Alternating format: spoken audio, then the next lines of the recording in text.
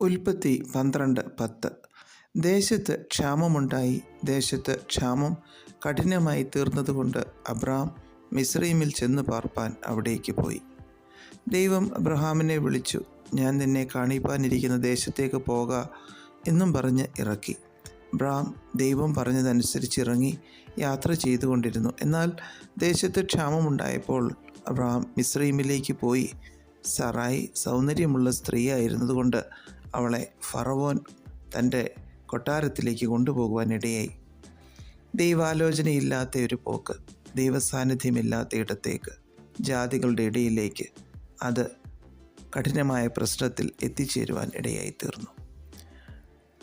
Ruth 1:1 ന്യായാധിപന്മാർ ന്യായപാലനം നടത്തിയ കാലത്ത് ഒരിക്കൽ ദേശത്ത് ക്ഷാമമുണ്ടായിരുന്നപ്പോൾ യഹൂദയിലെ ബേത്ലഹീമിൽ നിന്ന് എലീമേലെക്ക് തൻ്റെ ഭാര്യ നവോമിയും തൻ്റെ 2 ആൺമക്കൾ മഹ്ലോനും കില്യോനുമായി മോവാബിലേക്ക് പോയി.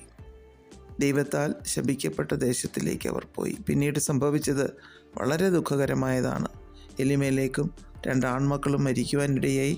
നവോമി തൻ്റെ മരുമക്കളായ മോവാബി സ്ത്രീകളും ആയിട്ട് അവശേഷിച്ചു. അപ്പത്തിൻ്റെ ഭവനത്തിൽ നിന്ന് അവർ ശാപഗ്രസ്തമായ മറ്റൊരിടത്തേക്ക് പോയി. അതവർക്ക് ദുഃഖത്തിനും നിരാശയ്ക്കും നഷ്ടത്തിനും ഒക്കെ ഇടയായി തീർന്നു. ഉൽപ്പത്തി 13 ലോത്തും അബ്രഹാമും തമ്മിൽ വേർപിരിയുന്നത് നാം കാണുന്നു. ലോത്ത് സൊദോമിലേക്ക് പോകുന്നതായി കാണുന്നു.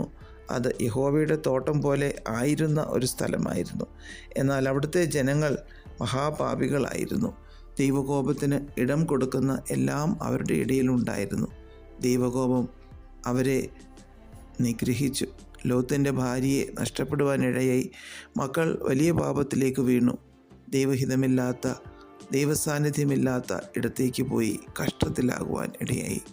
ഇവിടെയെല്ലാം നാം കാണുന്നത് ദൈവഹിതമില്ലാത്ത ഇടത്തേക്ക് ദൈവാലോചനയില്ലാതെ പോയതുകൊണ്ട് അവരെല്ലാം നഷ്ടങ്ങളിലൂടെയും കഷ്ടങ്ങളിലൂടെയും കടന്നു പോകേണ്ടി വന്നു.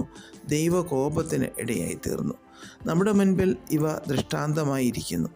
ദൈവാലോചനയില്ലാത്ത ഇടങ്ങളിലേക്ക്, ദൈവസാന്നിധ്യമില്ലാത്ത ഇടങ്ങളിലേക്ക്, ജാതികളുടെ ഇടയിലേക്ക് നാം പോയാൽ നാം കഷ്ടത്തിലൂടെ കടന്നു പോകേണ്ടി വരുവാൻ സാധ്യതയുണ്ട്. നഷ്ടങ്ങൾ വരുവാൻ സാധ്യതയുണ്ട്.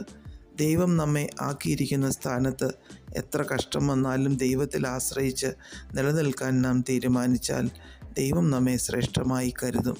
നാം അനുഗ്രഹിക്കപ്പെടും. നമ്മുടെ ജീവിതയാത്രയിൽ നമ്മെ ദൈവം എവിടെ നട്ടുവോ അവിടെ തന്നെ നിലനിൽക്കുവാൻ, അവിടെ വളരുവാൻ ശ്രമിക്കാം. അതിനായി നമുക്ക് പ്രാർത്ഥിക്കാം.